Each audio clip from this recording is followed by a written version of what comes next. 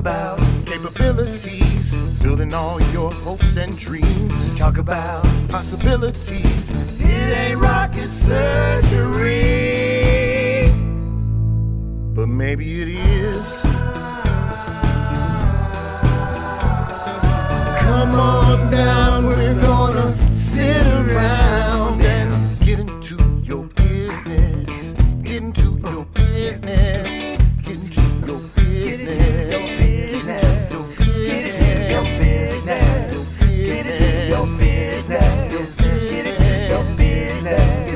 Get into your business. Welcome to the Small Business Miracles Podcast. I'm Jeff Randolph. This small business podcast is brought to you by EAG Advertising and Marketing. We're here to talk about marketing. We're also here to celebrate entrepreneurs. We have marketing news and advice that business owners can use to keep moving forward. Today, we're talking to an entrepreneur who is responsible for LaunchCrate Publishing. That's Cynthia Robinson. Business. I am here with Cynthia Robinson. She's the founder of LaunchCrate Publishing. Cynthia, welcome to the show. Thanks so much for having me. We're happy to have you. And first, let me say congratulations on it's the fourth year of being a KC Chamber Small Business Superstar. Thank you. That's not nothing. That's a big deal. It is. It is. That's a great thing. So tell us about the company. Tell us about LaunchCrate Publishing. I don't know if that's the origin story, and ultimately we want to get into what you do. Yeah. So tell us all about it. Man, so LaunchCrate is something that I did not see coming for myself at all. I got my start in education and was working for a college prep and graduation program, and they underwent a reorg. And, you know, when your values and the company values no longer align, something has to give. It's time. Something has to give. And so I took a leap of faith, not knowing what was next, because I knew it wasn't going to be good if I stayed for anybody. Mm-hmm. And there was a 5-month gap between when I left there and started working at UMKC. And in that 5 months, I picked up quilting. Oh. I know. You know, it as you do. Me too. As you know. There are all kinds of surprises in your career change story. And then I wrote, illustrated, and published my first book. Mm-hmm. And when I wrote the book, I wrote the story, handed it to my best friend. She was like, "What'd you do today?" And I handed her this thing. And she's reading it, and all the emotions are coming out. And I was like, oh, I should probably do something with that. Mm-hmm. Well, then I started diving into the publishing industry to figure out, do I want to self-publish it, or do I want to shop it around to an agent and find traditional publishing? And what I found out was that the publishing industry is similar to the music industry in that creatives are not necessarily getting fairly compensated for their work. And I understand it because they are big powerhouse machines that are doing the work, and they have lots and lots of people that are promoting the work, but it doesn't necessarily mean that's the way it has to be, right? And everything that I've done throughout my career has been from a space of equity. And I just kind of logged that one in my brain and then went to work at UMKC. So was working there during the day, helping students get acclimated to college and ramp up their skills so they could be successful there. And then at night, I was writing and illustrating and publishing more books myself, and eventually started helping other people do it as well. And I had an amazing supervisor that asked when I was going to take a chance on myself. Oh, man. And I was like, now? those little pokes that you get. Absolutely. Absolutely. But I was fortunate to have the supervisor that I had because she walked me through the process of mapping out what my business could look like. Oh. So then I took another leap of faith. And that was in August of 2017. Okay. To start doing this full time. So July 31st of 2017 was my last day working at UMKC. And I took August 1st off and then August 2nd. I'm so glad you gave yourself the day off. You got to take it easy on yourself. Well played. Well played. Yeah. August 2nd, which is my brother's birthday, I actually started doing this work full time, and I'm still doing it. Yeah. So, so the company that you've built then, describe what LaunchCrate Publishing is today. Yeah. So LaunchCrate Publishing today offers traditional publishing, where we split the profit 60-40, where 60 is going to the creatives. So that's the author or the author illustrator combo. And then 40% is coming back to us so that we can write the ship, so to speak, because of that little thing that got logged in my brain. I was like, it doesn't have to be like this. Yeah. How do we flip this on end? So that's the traditional publishing route.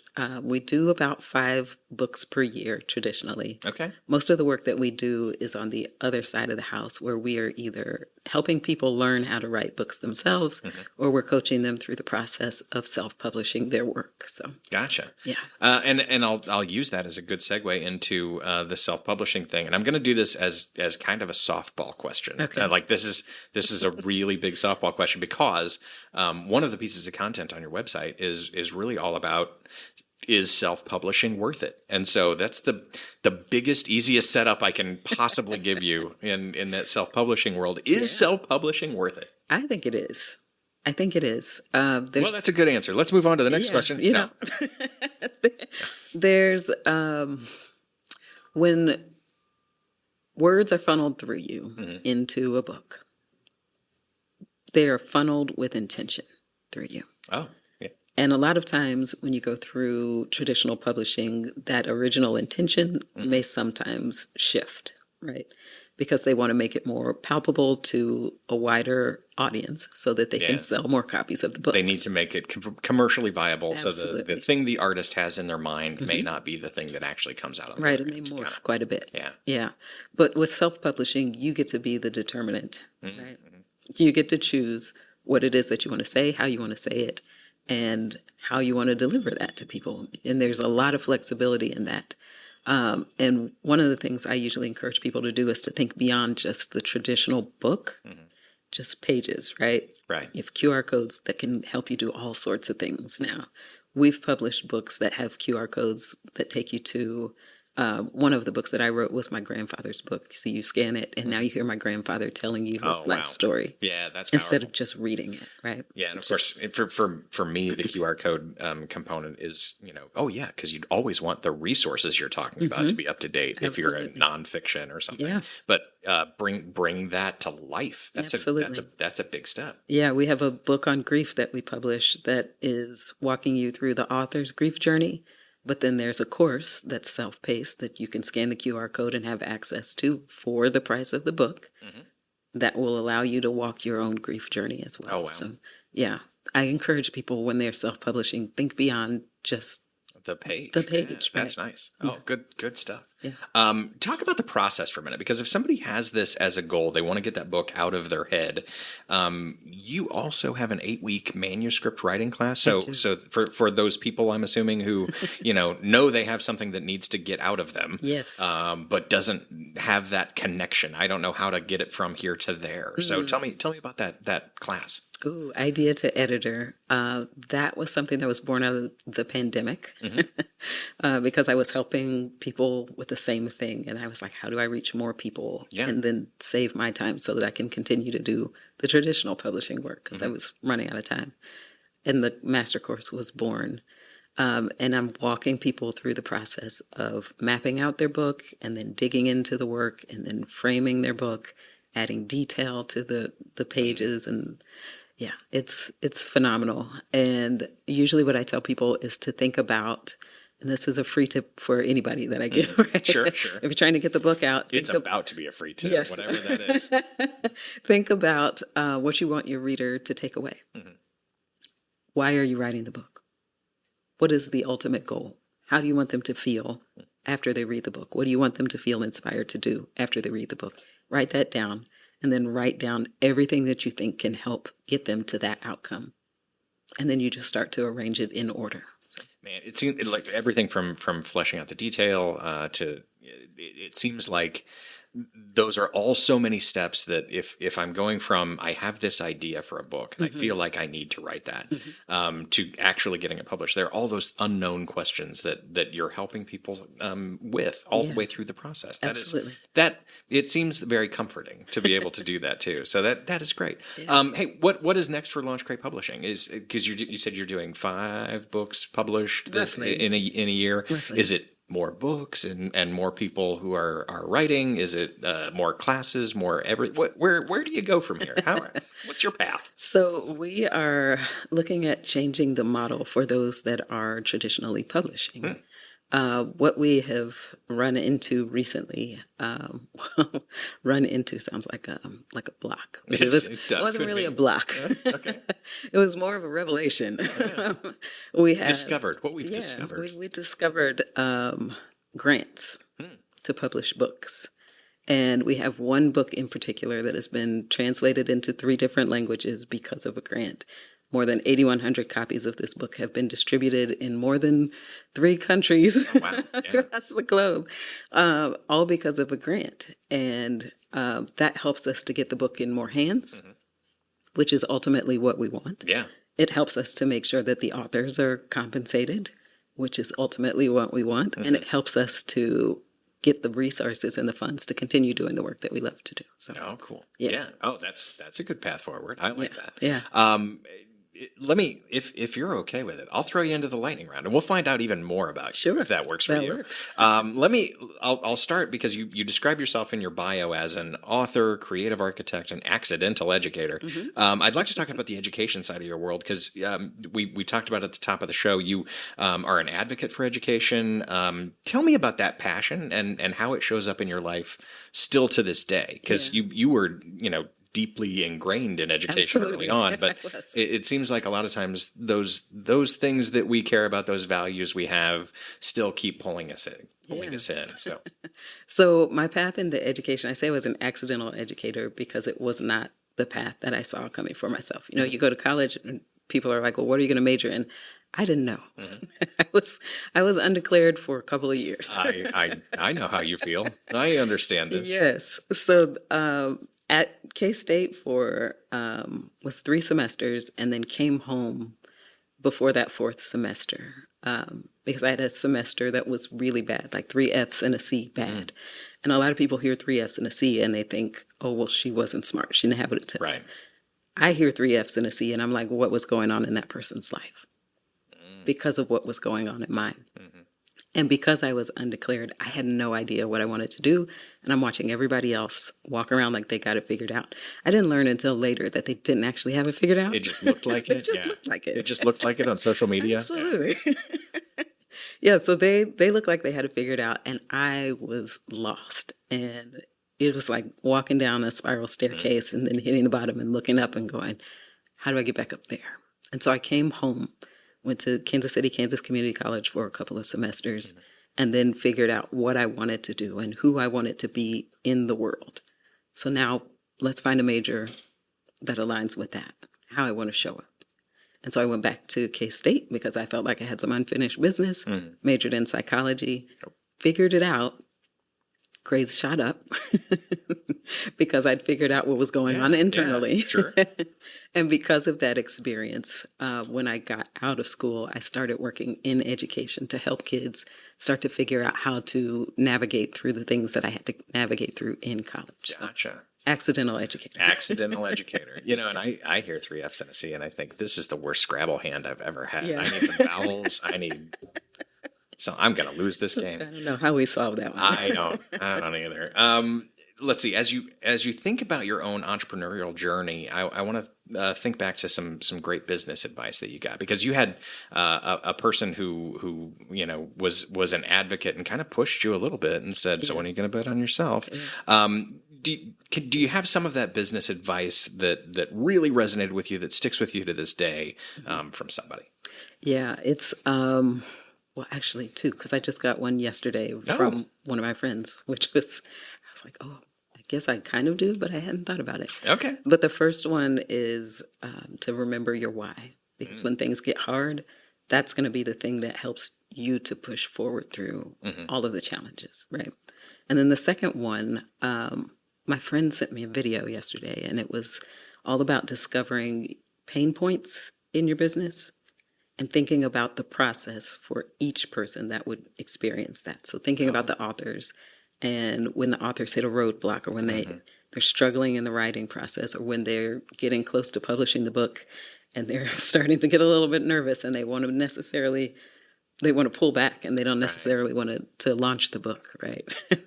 How do I help them through that? And what are those consistent things? So once it's published, what do I do? Do I send them flowers? Do I send them something congratulatory? at the end of the year, when I'm sending boxes to the authors, what's included in the box to encourage them to go out and continue to share more about what they're doing and to feel proud of the work that they've put in. So, Oh yeah, and that's solid customer service advice at the same Absolutely. time. If you have a client, a customer, how are you showing up in their world Yeah. at what times and for what reasons? Absolutely. That is great advice. yeah. You have a history with our engineer Theo. You went to the same high school, I believe, right? We did. And Yeah. you Graduated together. you I mean you can throw out a shout out for the high school if you want. I'm fine I with that. mean, you got to shout out Sumner, right? Somebody needs to, and if you Class of don't, 97. if you don't, Theo's going to jump in He with will. an on mic thing. It'll and just- probably be way better than my shout out. I, anyway, so. I don't. We'll find out. Right. Insert that right here. Theo. I got it. Shout out to the Sumner Academy Sabres. Hey, shout out to Sumner, period. The high school and the academy. Sabres and the Spartans. You know what it is. Now, hey, you know what? Back to you, Jeff. Over the pandemic, he says that you produced a trio with a violinist and a vocalist, and you played the ukulele. Tell us about that. He would also like to know where you find this material. Why is that not viral? How can he get that video? All of those questions. But Yes. tell me about that. Can you play the ukulele? Is I it? don't play the ukulele, and I didn't play the ukulele in the. Oh. I think I was on the keys in this. Oh, But okay. there was a violinist, and somebody had a guitar. Selective memory on Theo's part. He was like, The and what you ukulele, should have done. right? it would actually have sounded really good in there. Yeah. But everybody was on lockdown. Yes. Right. This is when the world shut down, and I just found myself looking out the window and watching people, like the neighbors, when they would go on their walks at strategic times, so that everybody wasn't out there at the same time, and life was continuing. It just looked differently. So I took the Beatles song "Life Goes On" Okay. and made a parody of it, and it lives on. I think it's on Facebook. I don't know if I ever put it on Instagram. Maybe I'll re-release it. If you re-release it somewhere, we'll definitely link to that. Okay. I know we could do that. Yeah. If you could travel to space, would you? I think I would. Like this is a dangerous thing, but for the adventure, is that why you would? I mean, just to see. Okay. Once you get Some perspective. thinking about flying, right? When you're flying and you reach altitude, the cruising altitude, and you get to look out the window and just think about how small we really are in the grand scheme of the world. Like imagine if you go into space and you get to see the world looking really small. Right, the pale blue dot Right. from Carl Sagan, where Right. the camera from Voyager turns around and looks back at Earth and goes, "Oh, Yeah. we'd better take care of this place." Absolutely. Oh, Absolutely. but you are a wood. You are a wood. I would go to space. Yeah. Man, No? I will be happy to ride mission space Yes. at Epcot. I'll be. That's my That's speed. your jam. That's what I'm capable of. I generally ask a food question in this lightning round, and I'm not going to make this an exception because I'm gonna lean on your book that you authored and illustrated, The Christmas Cookie, Yes. and the Christmas Cookie Returns. Yes. Because there was some unfinished business that the Christmas Cookie still had There was. that needed a part two. Absolutely. Can you give us a synopsis of that book, and do you have a favorite Christmas cookie? Oh, you're going to make me choose. Okay, so synopsis of the book. That book is all about leaning on faith and trusting what's happening in your gut when you can't necessarily see the outcome. That was the first book that I wrote to get me into writing, Yeah. illustrating, and publishing, and it was exactly what I needed in that moment. Synopsis: the Christmas cookie wakes up on a plate meant for Santa on Christmas Eve and has to decide whether or not that's his actual fate. So, Wow. Oh, I like it. Yeah. I like it. so that's the synopsis. Favorite Christmas cookie? I'm a fan of sugar cookies. Okay. But I also make a cookie that is white chocolate chips with cranberries and pecans. Sometimes cherries, dried cherries, instead of Instead of the cranberries, yeah. but also laced with cinnamon. Oh man. Yeah. Okay. And now I'm going to go home and bake. Yeah, Thank if you would, that'd be great. Bring them back to the office. for you. That's That does sound really good. Yeah. That does sound really good. You know this is my last question of the lightning round, so we'll make this one count. You know our producer and engineer Theo. Any tea you'd like to spill about him? Is there anything that you'd like to put out in the universe that he definitely doesn't want the public to know, and especially not us, his coworkers? No, because he has as much tea on me as I have on him. Mutually assured destruction. I get it. We're just going to keep it even keel. Okay, and with that, I'll take you out of the lightning round. No more. You've survived. Congratulations. Tell people where they can find you if they want to do self-publishing. I don't think I'm the only one who has that kind of thing in the back of your mind. We're like, I could write that book. Yeah. I could definitely write that book. Yeah. Tell us where they can find you if they're interested in doing exactly that. LaunchCrate.com, LaunchCrate.com. That'll take you to all the info that you need to know. We are on social media at LaunchCrate, just about everywhere. Not really active right now. We'll be working on getting back into that. Sure. But the website's active. But the website is active, yeah. Perfect. All right. Cynthia Robinson, founder of LaunchCrate Publishing. Thanks for being with us today. Thank you for having me. This was fun. Business. And that is our show. Thanks to our friends at LaunchCrate Publishing for being on the show today, and thank you for listening to the Small Business Miracles podcast. Remember to subscribe, leave us a 5-star rating and review, drop us a line on the website at eagadv.com if you have any thoughts. Until then, we'll be out here helping entrepreneurs with another Small Business Miracle.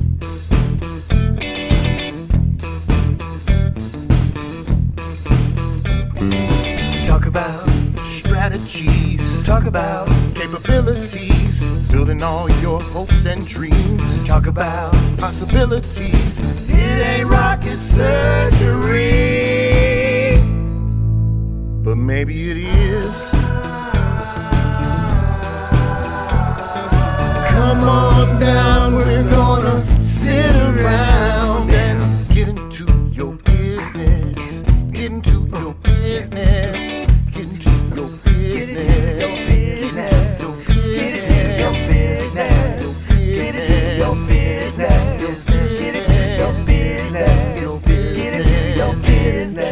Business.